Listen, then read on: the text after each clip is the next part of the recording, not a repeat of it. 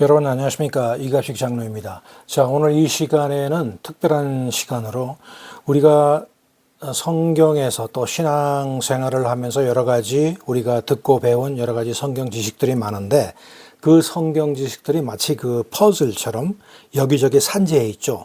그래서 이것을 꿰 맞춰서 전체적인 그림, 오버뷰를 보기는 어려운 건 아니지만 그렇게 쉬운 것도 아닙니다. 그래서 오늘은 사실은 성경의 그 맥을 잡고 핵을 보는 그런 시간은 보통 뭐 몇 달간 공부를 해도 부족하다고 생각이 드는데, 오늘은 겉보기, 맛보기입니다. 겉으로 그냥 훑어나가는 오버뷰, 세상 천지 만물이 창조 때부터 신약의 끝까지를 한번 훑어보는 그런 시간을 갖겠습니다.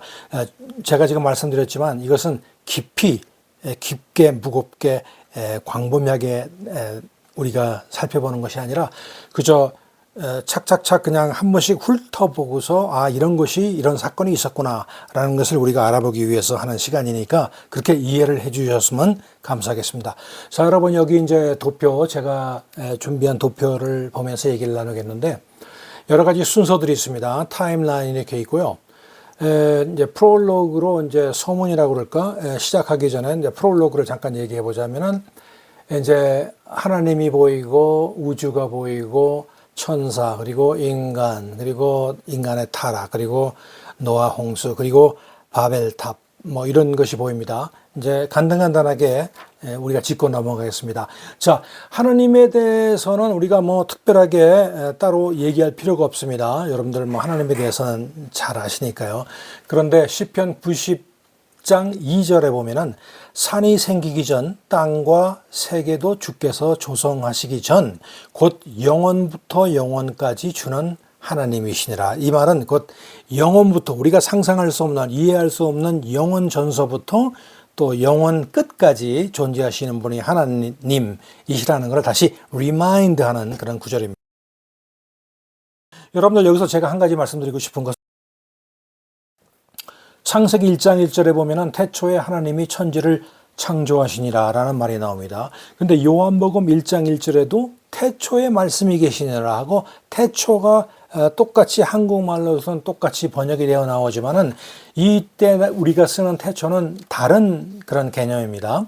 즉, 창세기에서 태초는요, 우리 인간의 관점에서 볼 때 모든 그 우주 만물, 하나님께서 빛과 궁창을 만드시고 육지와 하늘을 만드시고 뭐 짐승, 새 만드시고 인간을 만드시는 그런 창조하신 그런 관점에서 볼 때 태초라고 할 수가 있고요. 요한복음에서 나오는 그 태초의 말씀이 계시니라 할 때 이 요한복음의 태초는 그 지금 조금 전에 말한 그 태초 그 이전을 거슬러 올라가서 우리는 이해할 수 없는 하나님의 그 선제성, 예전서부터, 무한한 예전서부터 영원적으로 존재하셨다는 그런 의미에서 태초를 얘기하고 있습니다. 그러니까 여러분들 그거 이해를 해 주시고요. 그 다음에 창세기 1장 1절 태초에 하나님이 천지를 창조하시니라 해서 말한 것처럼 우주가 창조되었고요. 그 다음에 이제 그 다음으로 천사들이 창조되었습니다. 천사들 모두 100%가 하나님의 시중을 들며 따르는 것이 아니라 그 중에서 3분의 1 이상이 루시퍼, 계명성이라고 하는 루시퍼, 사탄이죠. 의 꾀임에 동조하여 하나님 존전에서 떨어져 나갔습니다. 그런 사건이 있었고요. 그 잠깐 이제 여담이지만 천사 종류를 보면 우리가 뭐 미카엘 또 가브리엘 이렇게 듣고 있는데, 사실은 성경에 나오는 천사가 한 9종류의 천사가 있습니다. 그 중에서 이제 보통 3대 천사라고 하면은 여러분들 기억하실 것은 이제 미카엘, 가브리엘, 라파엘 요 정도만 알아두시면 되겠고요. 그 다음에는 뭐 우리엘, 라구엘, 사리엘, 레미엘, 메타트론, 라지엘 등의 여러 가지 천사가 있습니다. 그렇게 알아두시고, 그 다음에 이제 드디어 이제 사람이 이제 창조가 됩니다. 아담과 이브가 창조가 되었죠. 자, 아담의 뜻은 여러분들 잘 아시겠지만 흙이라는 뜻입니다. 그리고 이브라는 뜻은 하와라고도 그러는데, 하와는 생명이라는 뜻입니다. 그러니까 흙과 생명이다. 이렇게 알아두시면 되겠고요.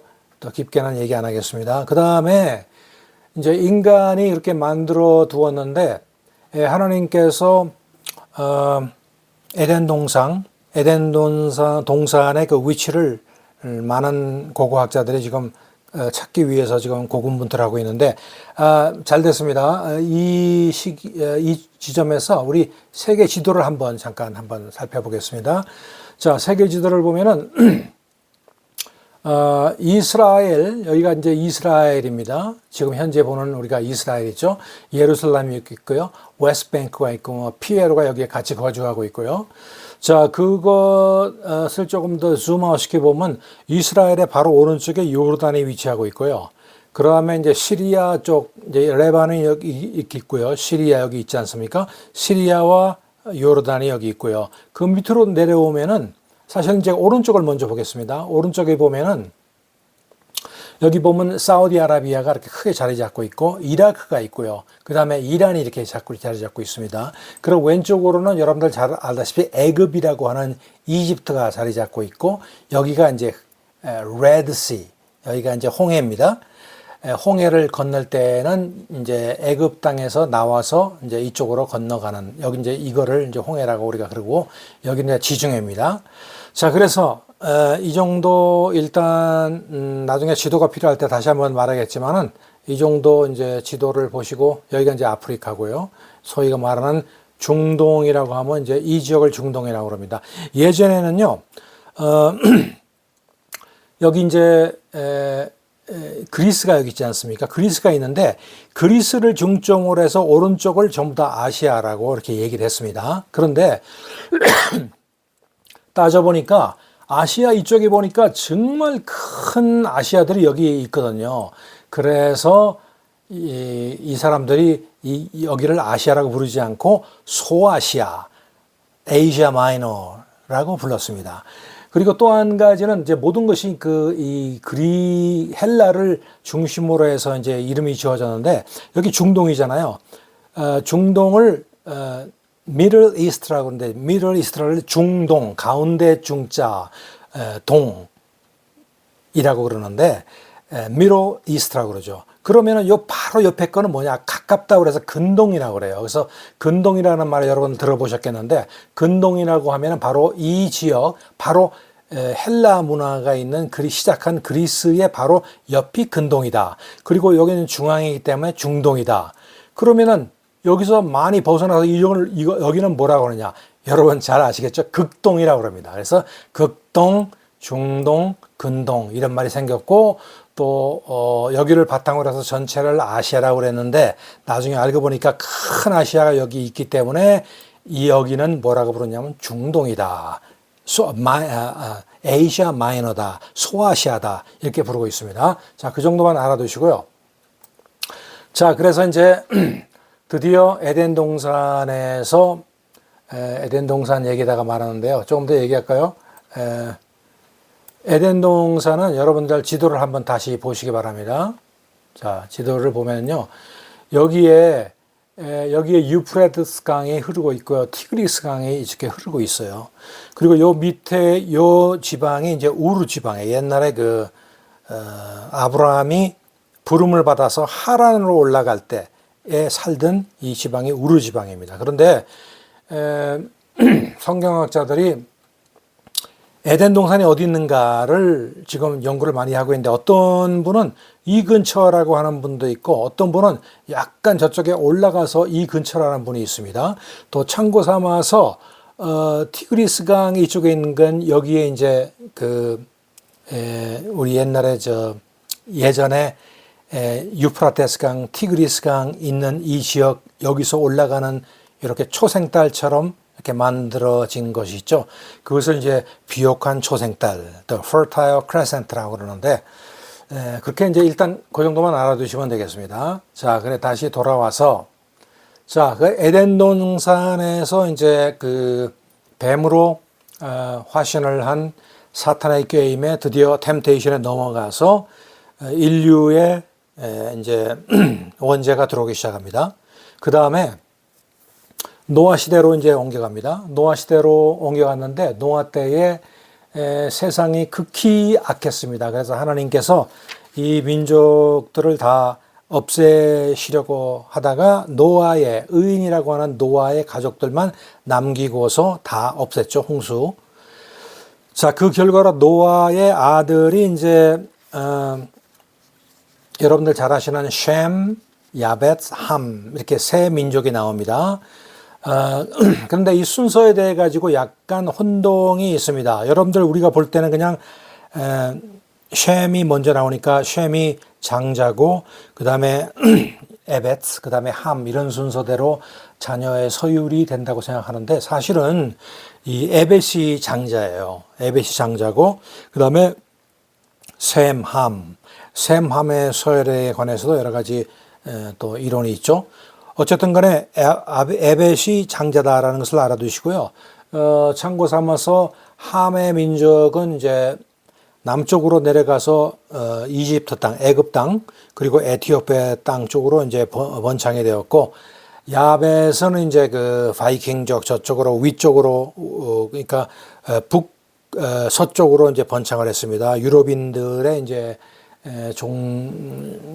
종이 되었고 주인이 오리진이 되었고 그 다음에 이제 야벳은 아니 셈은 이제 그 이스라엘 민족 그래서 이제 그 이스라엘 민족에서 조금 벗어난 민족들이 이제 동쪽으로 뻗쳐나갔다는 설도 있고요.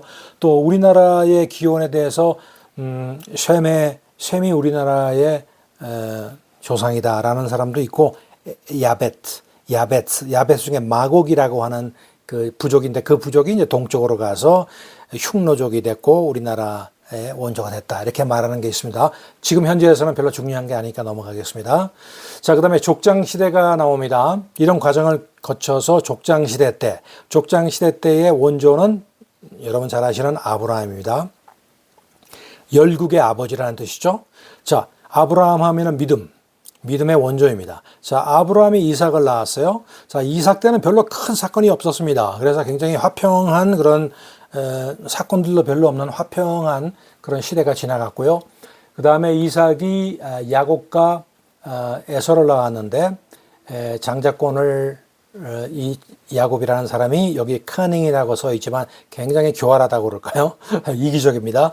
장자권을 팥죽으로 바꿔가지고 자기가 장자권을 사고 축복을 받아가지고 하란에 있는 라반이라는 삼촌 댁으로 이제 도망간 그런 사건도 있고, 자 거기에서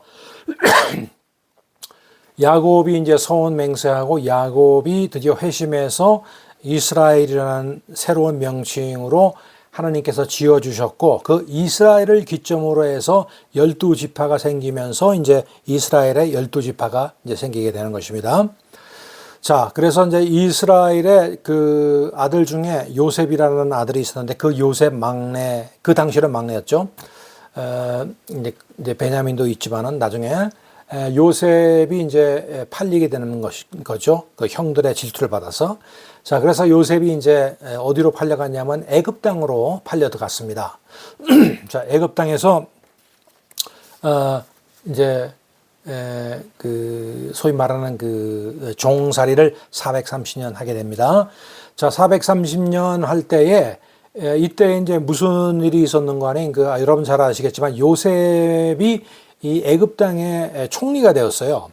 자, 그런데 어떻게 아무리 그래도 이제 어떻게 타민족이 애굽 땅의 총리가 될 수 있느냐? 여기에는 여러분들이 잘 모르실 듯한 그런 사실이 하나 있습니다. 그건 뭐냐면은 그 당시에 그 애굽 땅에 애굽 왕조들이 그 이집트 왕조들이 쭉 진행이 되다가 12대, 13대, 14대까지 있다가 15대에 갑자기 그 외부에서 소위 그 역사책에는 그 외국 유목민들이 몰려들어 가지고 유목민들이 그 애굽 땅을 일부 점령을 했어요. 점령을 해서 그 힉소스 왕조가 그때 이제 탄생이 됩니다. 그래서 약 150년 동안 그 애굽 땅을 다스렸는데 그 다스릴 당시에 그 힉소스 왕조가 사실은 셈족이거든요. 그래서 여러분 조금 전에 말한 요셉도 셈족이잖아요. 이스라엘 민족이니까. 그래서 너 셈족이냐? 우리도 셈족이다. 그래서 그런 페이브가 있지 않았나 그렇게 역사학자들이 추정을 하고 있습니다. 자, 어쨌든 간에 430년의 그 종살이를 끝내고 모세가 드디어 이제 사명을 받고 나타나기 시작하는데, 여기 그 five excuses라는 거는 이제 모세가 하나님의 그 부르심을 받았을 때 5가지의 그 변명을 합니다.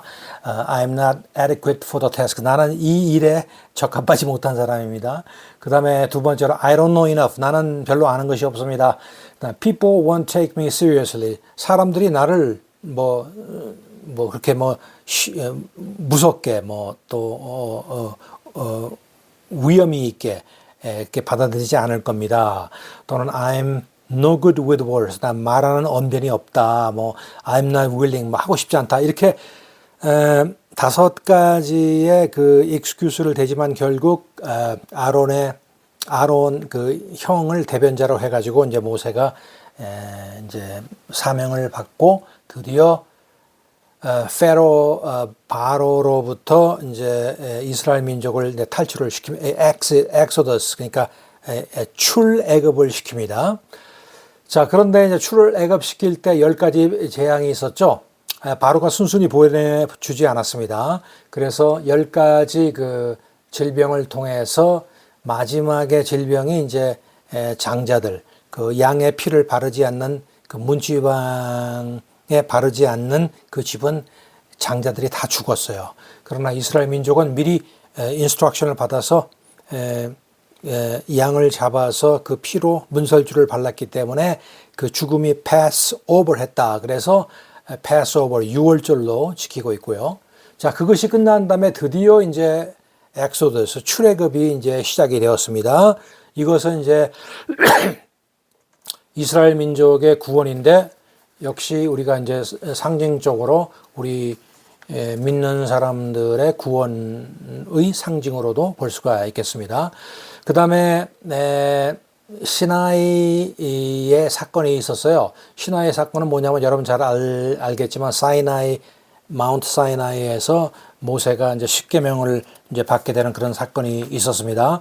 이제 출애굽에서는 가장 상징적인 존재라고 할 수 있는 이 시내산인데, 신명기에서는 그 호렙산으로 나옵니다. 호렙산으로 같은 것이라는 걸 여러분께서 이제 기억을 해두시고요. 그 다음에 태버네코 이벤트는 이제 여기에서 이제 그 뭐라고 할까, 이스라엘 민족이 적과 꿀이 흐르는 그 가나안 땅으로 들어가기 전에 예배를 드리는 그런 이제 하나님의 그 풍습을 만드는 광경이 나옵니다. 그래서 하루에 2번씩 이제 그 프리스트가, 그 제사장이 제사를 인도하는 그런 광경도 나오는데, 자, 그 다음에 광야에서 이제 40년 동안 이제 훈련을 시작하기 전에 이제 인구수를 한번 세고요. 그 다음에 또 한번 그 정리 작업하는 그런 작업의 시작이 한번 있었습니다. 그리고서 드디어 이제 떠납니다. 민수기 10장에 보면은 너는 은을 두들겨 나팔 2개를 만들고 그것을 불어 백성들을 소집하며 행진하게 하라. 그래서 나팔을 불면서 행진하게 하는 그런 모습이 보입니다. 드디어 이제 그 광야에서 가나안 땅을 향해서 행진을 합니다. 사실은 아까 제가 보여드린 대로 여기서 이제 애굽 땅에서 이제 빠져나와 가지고 갈 때에 여기서 바로 이 부분까지 가는 거 2주 정도면 가거든요. 근데 그거를 여기서 빠져나와 가지고 시내산 돌아가지고 여기 돌고서 광야 가데스 바네아 거쳐가지고 동편에서 일로 들어가게끔 하나님께서 그렇게 하셨는데, 그 이유가 좀 이따 나옵니다. 자, 그래서 이제 출발을 하자마자 가데스 바네아에서 이제 드디어 이제 저항이 시작됩니다. 배반이 시작되고요. 항거가 시작됩니다. 이스라엘 민족들의. 자, 그 시발점이 이제 12 그 스파이를 뽑아서 가나안 땅에 보냈는데 40일 정도 후에 정탐을 하고 와서 2명만 빼놓고는 전부 다 우리는 그 사람들의 밥이다.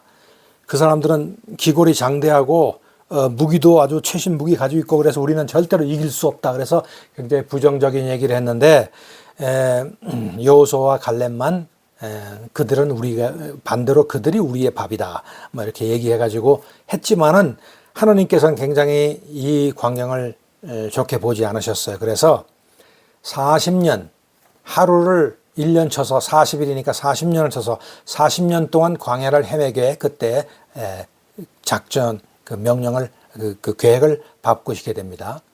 자, 그래서 이제 쭉 그런 40년이 흘러서 거의 흐른 다음에 드디어 모압이라는 곳 모압 광야죠.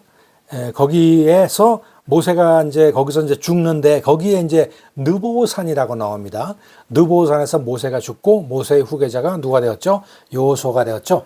여호수아가 이제 이스라엘 민족을 이끌고 이제 요단강을 건너서 드디어 이제 가나안 땅으로 들어가기 시작합니다. 자, 그래서 가나안 땅으로 들어가면서 이제 드디어 이제 conquest 정복 전쟁, 그 미디안 가나안에 있는 모든 그 세력들을 이제 족속들을 이제 멸절을 시키는 작업이 시작됩니다.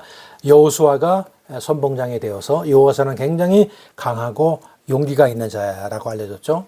자, 그 다음에 이제 그런 가운데 여리고성을 이제 먼저 함락을 해야 되는데 여리고성 하면은 생각나는 것이 라합이라는 기생입니다. 자, 라합은 우상을 숭배하는 아모리 족속, 그 족속들이 많았는데 그 아모리 족속으로서 그때 당시에 이제 여리고에 살고 있는 기생이라고 그러는데 지금 말로 하자면 매춘부였죠. 자, 살고 있었습니다. 그런데 이 정탐꾼들이 거기에 정탐을 가고서 이제 쫓기는 신세가 되었을 때 이 라합이 이스라엘 민족을 하나님께서 어떻게 역사하시는가를 듣고 있어서 이 스파이들을 숨겨줘요. 자, 숨겨주면서 나중에 스파이들을 보내면서 하는 말이 당신들이 정복을 할 때 나와 우리 집안은 좀 살려주십시오. 이제 그런 약속을 해서 이 스파이들이 그 약속을 맹세를 하죠. 살려주고 실제로 살려줬습니다. 자, 살려준 후에 이 라합이라는 사람이 그때의 정탐꾼 중에 한 사람으로 보이는 살몬 장군이라고 있었는데 살몬 장군은 하고 라합이 이제 결혼을 하게 돼서 여러분들이 잘 아시는 보아스를 낳습니다. 그 이제 보아스는 이제 룻이라는 사람한테서 오벳이라는 사람을 낳았고 오벳은 이새를 낳고 이새는 여러분들 잘 아시는 그 다윗을 낳았습니다. 그래서 다윗의 선조가 되는 것이 바로 이 유명한 라합이다라는 것을 여러분 알아두시고요. 자, 이제 그 과정을 거쳐서 이제 드디어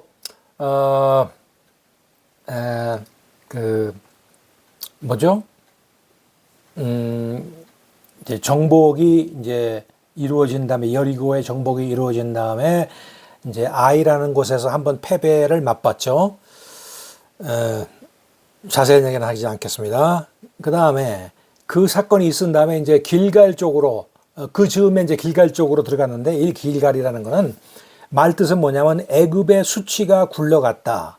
그러니까 애굽에서의 그 수치, 그 종살이하는 수치가 이제는 이제 없어져 버렸다. 이제 이런 뜻으로 길갈이라는 것인데요. 이 길갈에서 모든 것을 새 출발하면서 새로운 출발을 하자는 의미에서 이제 할례를 다시 거기서 시행하는 그런 일이 이제 벌어졌습니다. 자, 그래서 이제 드디어 이제 그 정복이 이제 완성 단계에 이제 이르게 되면서 그 중부 쪽, 남부 쪽, 북부 쪽에 이제 땅을 서로 이제 나누는 그런 이제 작업이 시작됩니다. 자, 그다음에 여러 가지 이제 그런 그 12부족 중에 이제 레위 부족만 빼고서는 이제 땅을 이제 기업으로 물려줍니다. 그러고서 이제 여호수아가 이때 이제 연설을 한 게 있는데 그런 과정에서도 이 이스라엘 민족이 너무나 말을 안 들으니까 여호수아가 만일 여호와를 섬기는 것이 너희에게 좋지 않게 보이거든 너희가 섬길 자를 오늘 선택하라. 이제 그럴 정도로 여호수아가 화가 나서 이제 흙과 백을 거기서 가르고자 하는 그런 사건이 있었습니다. 자, 그런데 그 다음에도 모든 것이 끝난 것이 아니라 이제 배반과 그런 아파스타스, 이제 배교라는 뜻인데 배반이 이제 일어나고 있어요. 이스라엘 민족들에.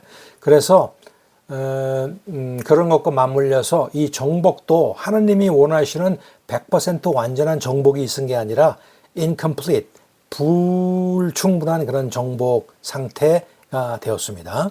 그래서 하나님이 원하시는 모든 그 이방 민족들을 우상과 모든 이방 민족들을 그 가나안 땅에서 몰아낸 것이 아니라라는 것을 여러분께서 알아두시고 그 결과로 죄의 사이클이 또 돌고 돕니다. 죄의 사이클.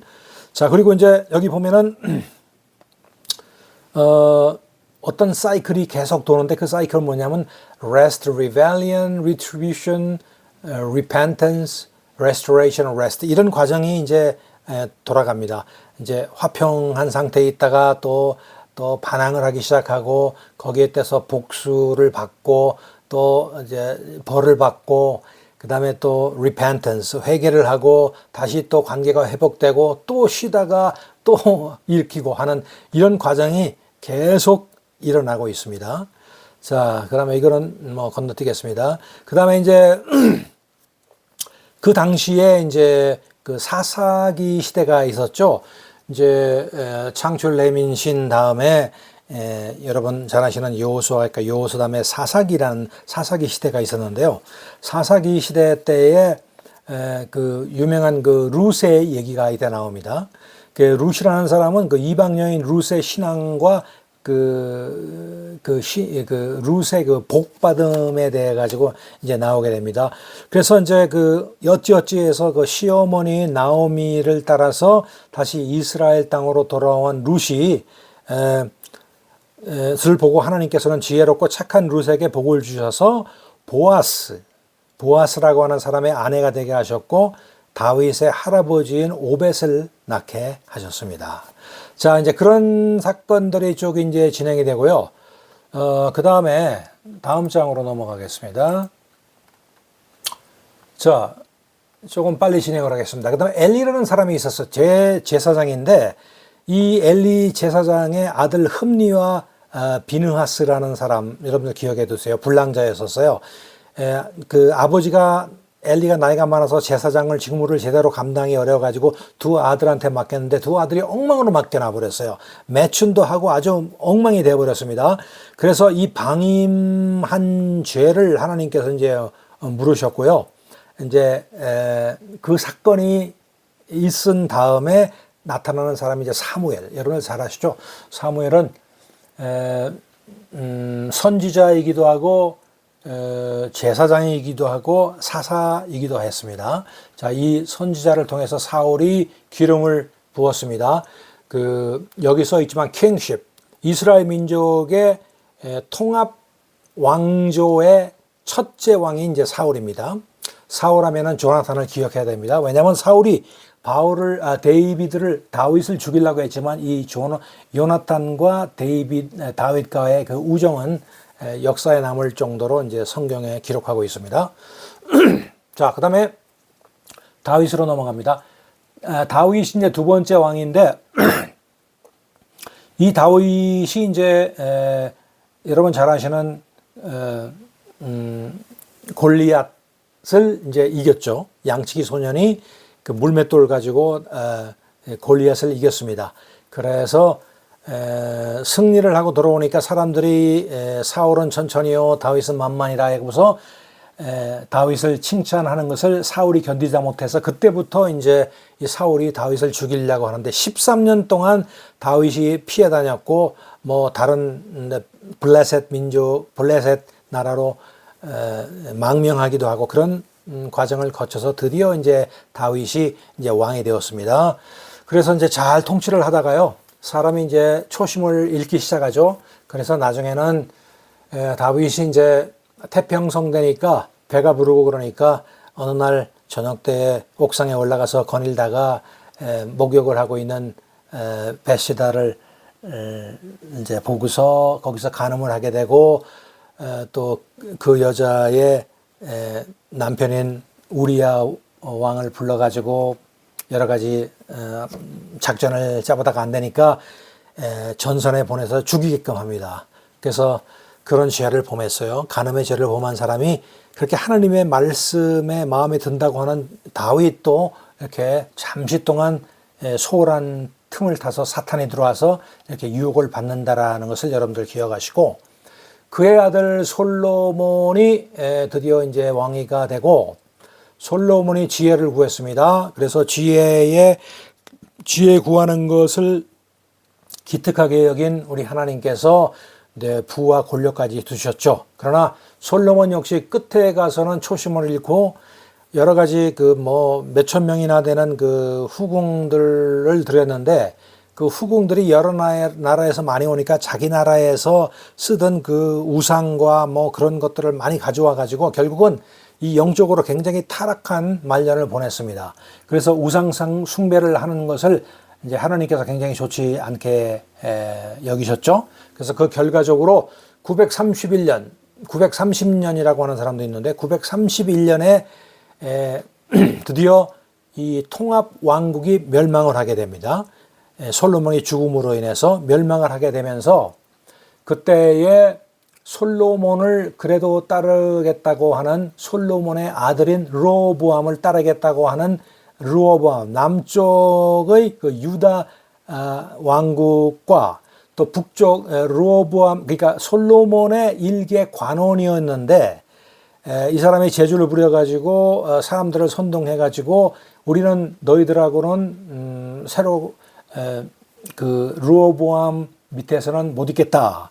그래서 사람들을 데리고 12지파 중에서 10지파를 데리고서 북쪽으로 가서 이스라엘 민족을 만든 사람이 여로보암입니다. 그래서 931년에 북쪽 이스라엘과 남쪽 유다로 divided monarchy, 그러니까 이제 분열 왕국이 이때부터 이제 시작되는 거예요. 그래서 이스라엘과 유다의 두 왕국으로 이제 시작이 되었다라는 것을 여러분들 이제 기억하시고요. 자, 이스라엘 민족이 그 당시에 북쪽에서는 이제 구바빌론이 지나고 이제 아수리아가 등극을 했고, 그 아수리아가 등극을 하면서 그 밑에의 바빌론, 그 바빌론은 구바빌론이 아니라 신바빌론이에요. 신바빌론과 아수리아가 공존을 하던 시대였는데, 아수리아가 세력은 그 당시에 컸지만은 이 바벨론이 아주 위협적으로 지금 자라고 있는, 성장하고 있는 그런 상황인데, 북쪽 이스라엘이 이제 19명의 악한 왕들이 있었어요. 악한 왕들이 있었는데, 남쪽 그 유다 왕국은 20명의 왕입니다. 사실은 19명의 왕인데, 한 명의 여왕이 있기 때문에 합쳐서 20명의 왕이라고 그러는데, 19명이 전부 나쁜 이스라엘 북왕국과는 달리 남왕국은 그래도 2명 정도만 빼놓고는 뭐 선하고 뭐 그런 왕들이었어요. 근데 이 두 왕이 아주 굉장히 나빴는데, 아하스와 므낫세였죠. 아하스와 므낫세였는데, 이 왕들 빼고는 나머지 왕들은 아주 역시 북왕국과 다름없는 사악한 왕들이었습니다. 자, 그래서 결과적으로 얘기할 때 아수리아에 제일 먼저 망한 것이 722년에 북왕국 이스라엘이 망했고요. 그 다음에 아수리아가 남왕국을 찝쩍찝쩍 거렸지만 남왕국이 버텨냈고, 그러나 그때의 아수리아를 이 신흥 왕국인 바빌론이 물리치고, 바빌론이 이제 그 권력을 잡고서 유다, 남왕국 유다를 3번에 걸쳐서 드디어 멸망을 시켰습니다. 그래서 3번에 걸쳐서 1차, 2차, 3차에 걸쳐서 포로들을 데리고 바빌론으로 갔고, 이제 1차로 간 것이 이제 다니엘과 그 세 친구들하고 같이 간 사건이 있었고, 수만 명이 이제 끌려갔습니다. 자, 그래서 이 끌려갈 때에 끌려가서 이제 뭐라죠?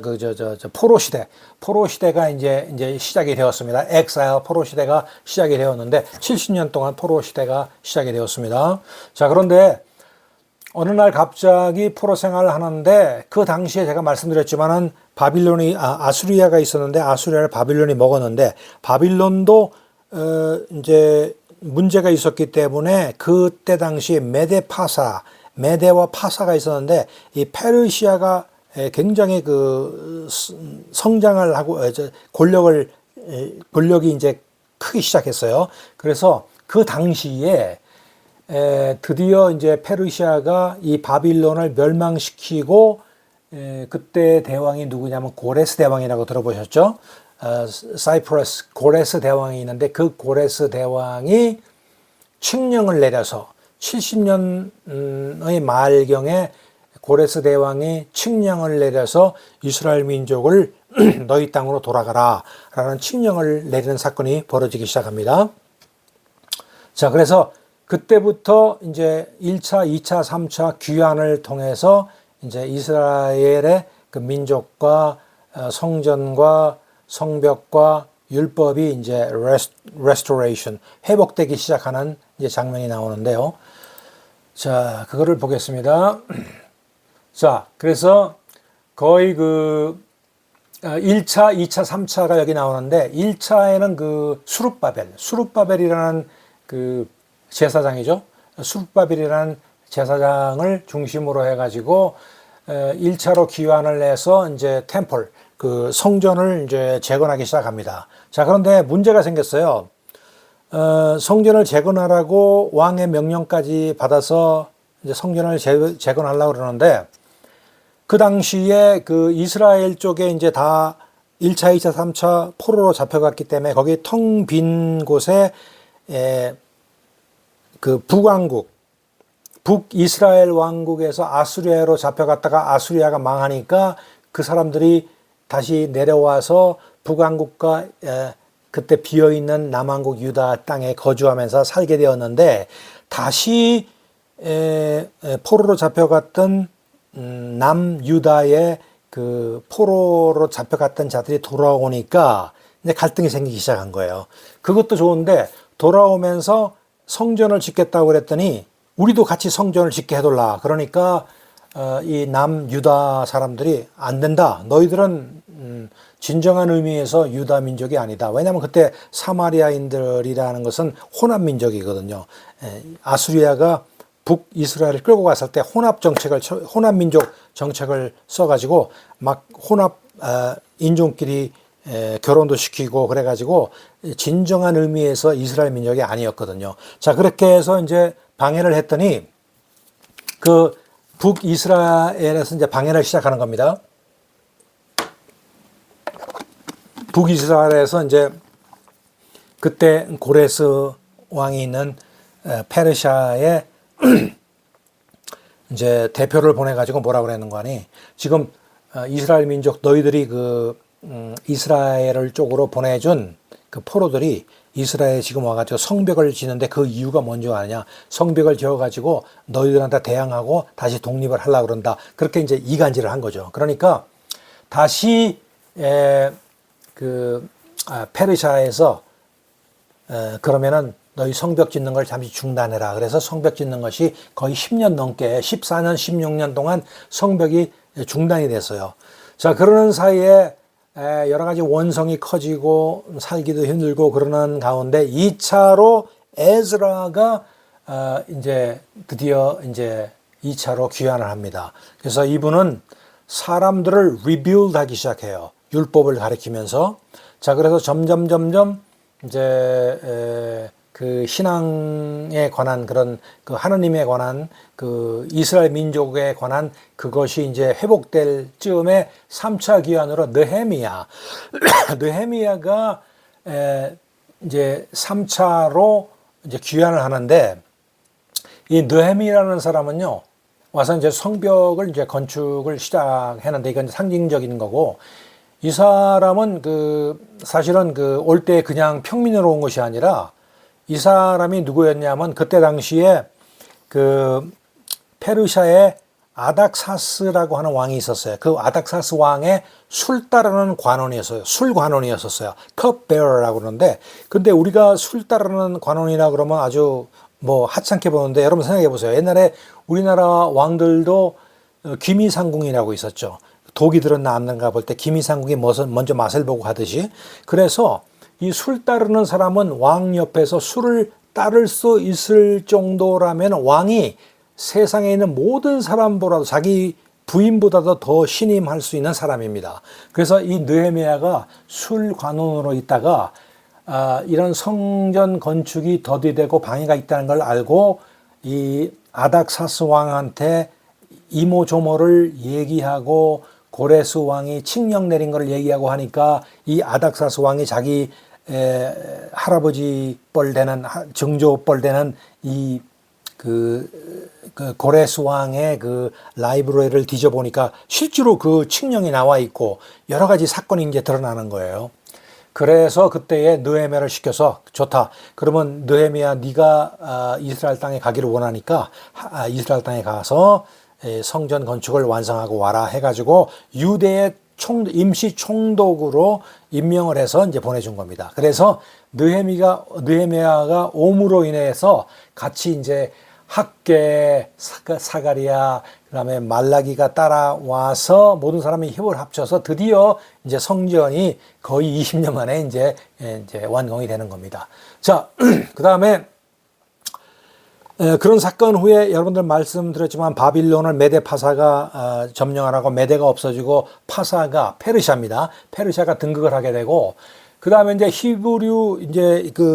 히브리 사람들, 그러니까 히브리인들의 그 인디펜던스, 독립운동이 잠깐 있어요. 그 독립운동에 있는 것은 여러분들 아시겠지만 마카비 혁명 시대와 하스몬 왕조 시대가 이제 이때 도래하기 시작합니다. 이때는 왜 그러냐면은 페르시아가 망하고 헬라가 이제 등극을 했죠. 마케도니아라고 하는 사실은 이제 그리스인데 그리스가 이제 드디어 이제 등극을 할 때에 그때에 여러분들 잘 아시는 누굽니까? 알렉산더 대왕이 있었는데 알렉산더 대왕이 인도 쪽을 점령하기 전에 열병에 걸려가 죽었어요. 죽고 나니까 4명의 보좌관, 그 장군들이 있었는데 이 장군들이 한 사람을 뽑아가지고 통치하는 것이 아니라 4사람이 각자의 영토를 지배하기로 하고 4군데로 이제 갈려져 나왔는데 2사람은 별로 뭐 미미합니다. 그러나 북쪽에 있는 셀루큐스와 남쪽에 있는 톨레미 왕조, 남쪽이라면 이제 애굽 땅 쪽이고 톨레미는 수리아 저쪽 시리아 쪽을 얘기하는 건데 그 2 왕조가 있었는데요. 이 2 왕조한테 가운데 끼인 이스라엘이 자기네들 싸움할 때도 밟히고 또 뭐 애굽이 저쪽 치러 갈 때도 밟히고 또 수리아가 내려올 때도 밟히고 그래가지고 굉장히 고난을 많이 받았어요. 특히 셀루큐스 왕조가 이 유대 지역을 그 헬라화하기 위해서 갖은 방법을 다 쓰고 성전에다가 돼지고기 피를 뿌리고 막 이런 거, 그 아피페나스 4세 같이 그냥 아주 악한 사람도 있고 하는 가운데 이스라엘 민족이 이래서는 안 되겠다 그래서 운동이 일어나서 이제 마카비 운동, 하스몬 왕자가 이제 독립 운동이 시작됐다는 그 시기가 바로 이제 이 시기입니다. 자, 그 다음에 이제 그리스를 이어서 이제 로마가 역시 이제 세계를 지배하게 되었죠. 자, 로마가 세계를 지배하면서 무슨 일이 있었습니까? AD 70년에 로마가 가만히 보니까 그때 유대 땅에 너무 저항 운동이 많고 그러니까 안 되겠다 그래서 이제 디도 장군을 보내서 AD 70년에 이스라엘 그 예루살렘 성을 이제 멸망해 버렸어요. 아주 없애 버렸어요. 그래서 그때에 소위 말하는 디아스포라라고 해서 세계 각국으로 이제 이스라엘 민족이 이제 흩어지게 됩니다. 그래서 이제 훗날 얘기지만 1948년에 세계 1차 대전의 끝남으로 인해서 영국이 그 모든 권리를 가지고 있는데 팔레스틴 땅에 유대 민족한테 이제 그 팔레스타인 그 땅의 일부분을 유대민족한테 줬죠. 그래서 그때 이제 시온 운동이 있음으로 인해서 세계 각국에 흩어져서 있던 유대민족이 모여서 1948년도에 정말 기적같이, 이게 성경의 예언 아니면 우리가 알 수 있겠습니까? 하나님의 그 말씀 같이 1948년에 기적적으로 아무것도 없는 데서 무려 2000년 가까이 아무것도 없는 데서 이스라엘 왕국이 다시 거기에 재건이 된 겁니다. 자, 그런 사건이 있었어요. 자, 그 다음에 이제 드디어 이제 신약 시대로 이제 들어가게 되는데, 신약에 들어가면 이제 스가랴와 엘리사벳이 나옵니다. 이들은 이제 그 세례 요한의 부모들이죠. 그와 마찬가지로 예수님의 부모인 요셉과 마리아가 나오고, 예수님이 드디어 이제 동정녀 마리아 탄생을 합니다. 2세 미만의 아들을 죽이라라고 하는 그런 소문을 들은 바로왕이 그 예수님을 죽이려고 했지만, 예수님께서 미리 천사가 알려줘서 애굽 땅으로 잠시 피난해서 그 바로가 죽은 다음에 다시 와서 베들레헴에서 태어났지만은 애굽 땅으로 가서 피신을 하고 다시 돌아와서는 나사렛에서 자랐고, 또 베다니에서 사역, 가버네움에서 사역을 하고, 그 다음에 골고다에서 이제 돌아가셨어요. 자, 그때 당시를 얘기하는 거고, 그때 당시에 예수님이 드디어 이제 성년이 되어서 30살 정도가 되어서 baptize, 그러니까 세례 요한한테 세례를 받았습니다. 세례를 받고 이제 사탄의 그 시험을 받기 위해서 광야에 나와서 사탄의 시험을 받았지만, 하나님의 말씀으로 3가지 시험을 다 물리치시고, 자, 그 다음에는 이제 별로 이제 평민으로 이름도 없이 있다가 그때부터 이제 공생에 나와서 3, 4년 동안 예수님이 여러 가지 이제 일을 하십니다. 일을 하는 거와 마찬가지로 아포지션, 반대 세력, 바리새인, 또 유대인서부터 여러 가지 핍박을 받고 여러 가지 이제 고난을 받으십니다. 자, 고난을 받는 그 상황에 이스라엘의 나귀를 타고 입성하는 것도 나오고요. 또 그 다음에 이제 그 upper 그 다락방에 모여가지고 이제 활약하는 그런 사건도 나오고, 그 다음에 유다로부터 배신을 당해서 팔려가서 잡히고 하는 그런 과정들이 진행돼서 드디어 십자가상에 예수님께서 돌아가셨습니다. 돌아가시고 resurrection, 부활을 하십니다. 자, 부활하시고 그 다음에 이제 부활하시고 승천하기 전에 그 사이에 몇 가지 이제 여러 가지 이제 사건들이 이제 있는데요. 여러 제자들한테 나타나셨어요. 여인들과 제자들, 그리고 믿는 형제들에게 한 성경에 의하면 10번 정도 나타나셨다고 했습니다. 그리고 이제 그 나타난 것을 본 사람들은 여러 사람들이 많지만은, 막달라 마리아와 그 주위의 여인들, 베드로, 또 엠마누의 2 제자들, 10제자, 도마, 7제자, 500여 형제, 야고보 11 형제 등 그런 순으로 이제 주님께서 나타나시고 Great Commission을 주시고, 그 다음에 드디어 이제 승천을 하게 되는 장면이 거기서 나옵니다. 자, 그 다음에 이제 마지막인데요. 그런 이제 예수님의 승천이 있은 다음에 이제 비로소 이제 교회 시대가 진행이 됩니다. 교회 시대가 진행이 되는데, 우리 사도행전에 보면은 오순절에 그런 사건이 있었어요. 오순절 120문도가 모여가지고 기도할 때에 불 같은 그 성령이 임하고 방언도 하는 사건이 있었죠. 자, 그 다음에 이제 쭉 이제 이 소위 말하는 proclamation, 포교가 이제 진행이 됩니다. 그래서 예루살렘서부터 이제 선교가 파교가 이제 시작이 됩니다. 자, 이 당시에 이제 조금 이따 얘기가 나오겠지만, 바울이 이 당시에 이제 그 크리스찬 그 기독교인들을 이제 박해하는 그런 이제 모습을 우리들이 성경을 통해서 볼 수 있고, 스테판 집사를 돌로 쳐 죽이는데 실질적으로 앞장선 그런 바울의 모습도 보입니다.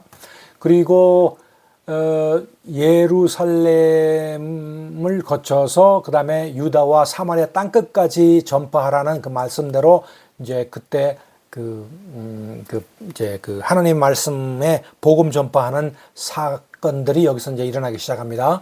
그리고 이제 그 사마리아와 유대 땅을 넘어서 그 다음에 remote part 하면은 그 유대와 사마리아 땅을 건너서 이방 민족들한테도 이 전도를 하는 사건이 여기 벌어지기 시작하는데, 그때 중추적인 역할을 한 사람이 바로 사울입니다.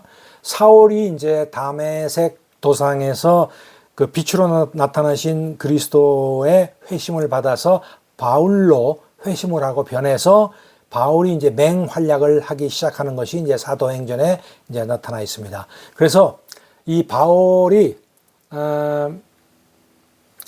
전도 여행을 3번 했어요. 첫 번째, 두 번째, 3번 했는데, 첫 번째는 이제 그 누구랑 같이 갔죠?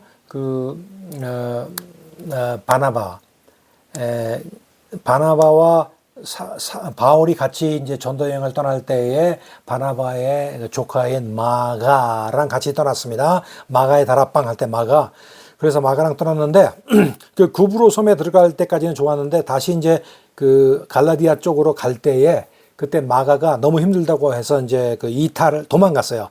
그래서 두 번째 전도 여행 갈 때도 같이 이제 바나바와 마가를 가려고 그랬는데 이 바울이 반대를 했습니다. 나는 마가와는 갈 수 없다. 그래서 이 바나바는 자기의 조카인 마가와 밑에 섬 쪽으로 해서 이제 선교 여행을 떠나고, 이 바울은 공식적으로 그때 디모데랑 같이 디모데를 데리고 이제 선교 여행을 떠나게 됐고, 그때 드로아라고 하는 그 동과 서의 중간 지점에 거기에서 이제 이상한 환상을 듣고 목소리를 들어가지고 마케도니아까지 넘어가가지고 거기서 빌립보, 고린도, 데살로니가 교회를 세우면서 다시 돌아오고 에베소서 들어왔나 소원 만들고 하는 그런 과정이 적혀 있습니다.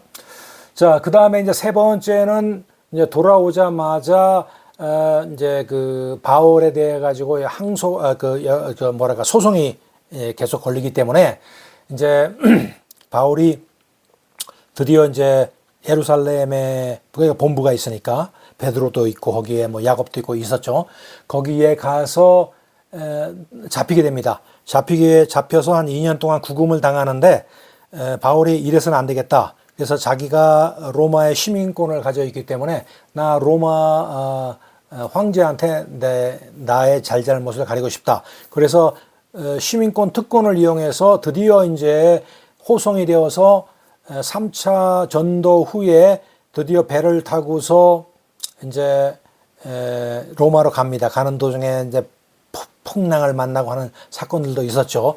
그래서 이제 로마로 호송이 돼서 거기서 몇 년 동안 가택연금을 하면서도 거의 자유롭게 왔다 갔다 하면서 거기서 빠져나와서 이제 전도 여행을 더 하려고 그랬는데, 거기서 이제 드디어 순교를 하게 되는 그런 사건이 이제 바울의 사건이 있었습니다.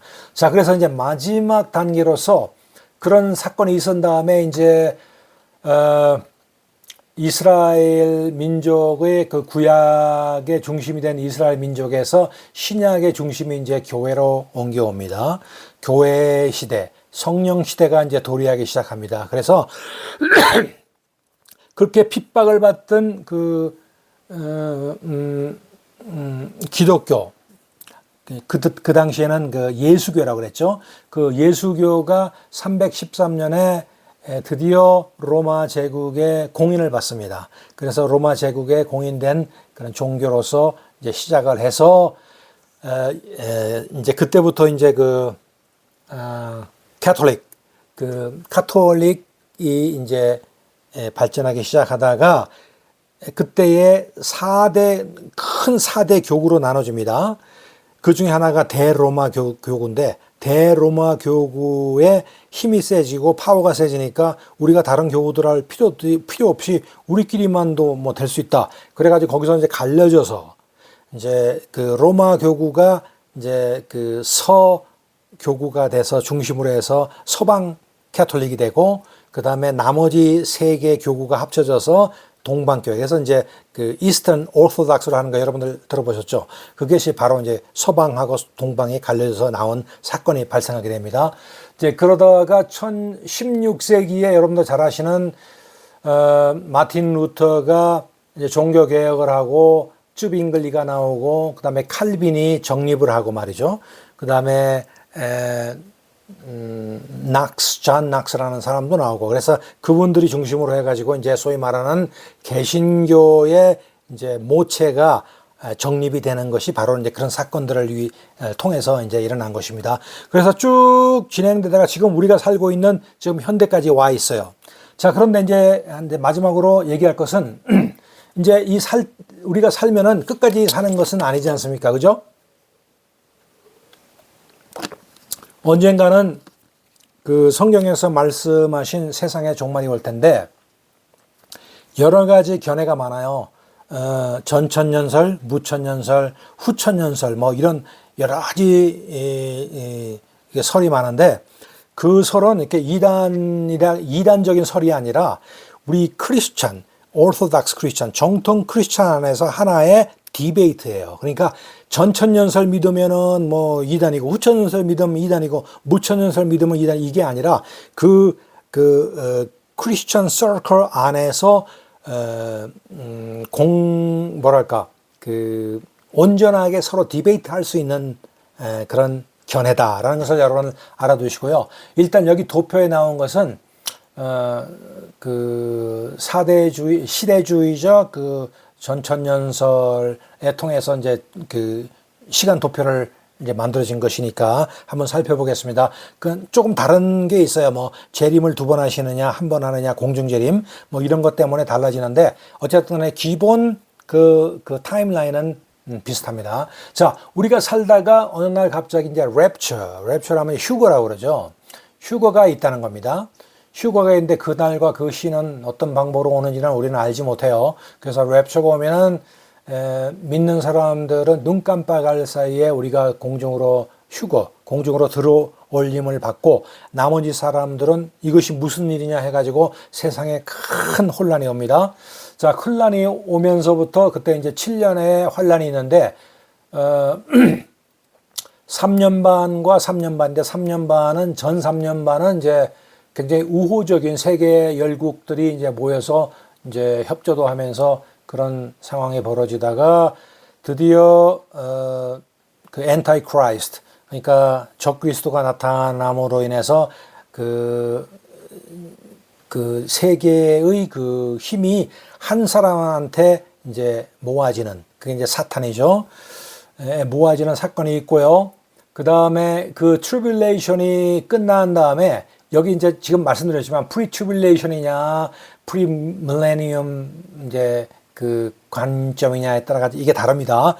저는 그냥 어떤 이제 일반적인 그 타임라인을 제가 한번 제시를 한 겁니다. 자, 그래서 이제 드디어 이제 천년 왕국이 이제 시작이 되죠.